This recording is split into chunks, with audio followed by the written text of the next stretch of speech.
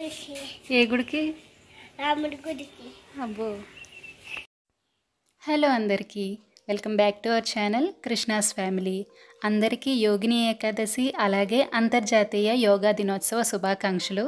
అయితే యోగిని ఏకాదశి సందర్భంగా ఈరోజు మేము మా ఊరి రామాలయానికి వచ్చామండి. మా ఊరి రామాలయం చాలా స్పేషియస్గా చాలా ప్రశాంతంగా ఉంటుందండి. అందుకే ఒకసారి మీ అందరికీ కూడా చూపిద్దామని వీడియో తీశాను.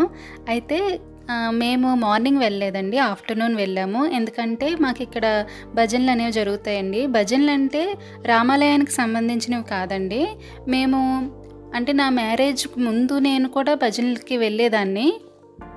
మ్యారేజ్ తర్వాత ఇంకా బెంగళూరు వెళ్ళిపోవడం అలా ఇంకా మానేశాను.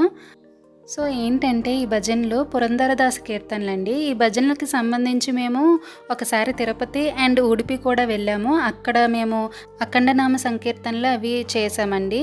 అయితే ఇక్కడ గుడి అంతా ఒకసారి చూపిస్తున్నాను. లోపల భజనలు జరుగుతున్నాయి, లోపల హాల్లో ఉంటుంది, అక్కడ భజన జరుగుతుంది. అయితే తలుపులన్నీ క్లోజ్ చేసి ఉంచారు. అయితే ఇక్కడ నేను చూపిస్తుంది ఏంటంటే గుడికి బ్యాక్ సైడ్ ఒక స్తూపం కట్టారండి రీసెంట్గా అంటే మేబీ ఒక 4 or 5 years అవ్వచ్చు. నేనైతే ఇదే ఫస్ట్ టైం అనమాట చూడడం. లోపలికి వెళ్ళి ఇదేంటంటే రామకోటి రాస్తారు కదా, ఆ బుక్స్ అనేవి ఇందులో వేస్తారండి ఈ స్తూపంలోని. ఇది కన్స్ట్రక్ట్ చేశారని నేను ఇప్పుడే చూడడం. అయితే మా ఊరి రామాలయం అయితే చాలా చాలా స్పేషియస్గా చాలా ప్రశాంతంగా ఉంటుందండి. చుట్టూ చెట్లు అవి చాలా బాగుంటాయి. అయితే ఆఫ్టర్నూన్స్ ఎందుకు ఎంచుకున్నారంటే ఈ భజనల కోసం. మార్నింగ్స్ అయితే పూజలు హడావిడి ఇలా ఉంటాయి, ఎవరైనా భక్తులు వస్తారు కాబట్టి.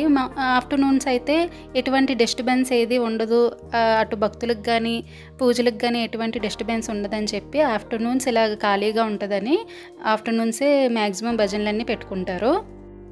అండ్ ఇంకా ఆదివారం సాయిబాబా భజనలు కూడా ఇక్కడ జరుగుతూ ఉంటాయి. అండ్ ఇక్కడ గుడికి ఒక సైడ్ ఇలా అష్టలక్ష్మి సమేత లక్ష్మీనారాయణ స్వామి ఆలయం అని చుట్టూరు లక్ష్మీదేవుల స్వరూపాలన్నీ ఉండి మధ్యలో లక్ష్మీనారాయణ స్వామి అయితే ఉంటారండి. పైన ఉంటుంది అది కూడా ఒకసారి చూపిస్తాను మీకు. ఇదిగోండి ఇక్కడే అష్టలక్ష్మిలో చుట్టూరు ఉండి మధ్యలో లక్ష్మీనారాయణ స్వామి ఉంటారనమాట. ఇక్కడ పూజలు జరుగుతూ ఉంటాయి. అండ్ ఈ రామాలయం ప్రత్యేకత ఏంటంటే మేము చిన్నప్పటి నుంచి ఇలా చూసేవాళ్ళమండి. గుడి చుట్టూ ఇలా గోడల పైన రామాయణం తాలూకా మెయిన్ ఇన్సిడెంట్స్ ఉంటాయి కదండి, మెయిన్ ఘట్టాలు ఏవైతే ఉంటాయో అవి ఇలా బొమ్మల రూపంలో మనకి ఉంటాయన్నమాట. మేమైతే చిన్నప్పుడు చుట్టూరు అలా తిరిగి రామాయణం అంతా చూసేవాళ్ళం అలా. అయితే ఇది వచ్చేసి గుడి పక్కన కొంచెం ప్లేస్ ఉంటుందండి, చుట్టూరు చెట్లు అవి చాలా బాగుంటుంది. ఇక్కడైతే మా అమ్మాయి చాలా ప్రశాంతంగా ఆడుకుంటుందన్నమాట. ఒక్కచోట కుదురుగా లేదు, ఇంకా గుడంతా చుట్టూరు తిరుగుతూ అంటే ఎవరు లేరు, బాగుంది కాబట్టి ప్రశాంతంగా ఉంది కాబట్టి నేను వదిలేశాను. అలా చుట్టూరు చూస్తా ఎక్కడెక్కడ ఏమేమి ఉన్నాయో అన్నీ పరిశీలిస్తుంది. అయితే చెప్పాను కదండి ఇవి మా భజనలు, నేను ఎవరిని వీడియోలు అవి తీయలేదు. ఇదేంటంటే మా పురంధరదాస్ కీర్తనలు ఆ పాటలండి. అయితే ఇక్కడ నేర్చుకుంటారనమాట. ఇక్కడ నేర్చుకుని పెద్ద పెద్ద భజనలు జరుగుతుంటాయి, అఖండనామ సంకీర్తనలు జరుగుతాయి. మాకందరికీ ఒక గురువు గారు ఉండేవారు. అయితే భజనలన్నీ చాలా వరకు తగ్గిపోయాయి, నేను వెళ్ళేటప్పుడు చాలా బాగా జరిగేవి. అయితే యోగిని ఏకాదశి సందర్భంగా మళ్ళీ స్టార్ట్ చేశారు బాగా జరపడానికి. అప్పుడప్పుడు ఏమో చేస్తున్నట్టున్నారు, నాకు తెలియదు.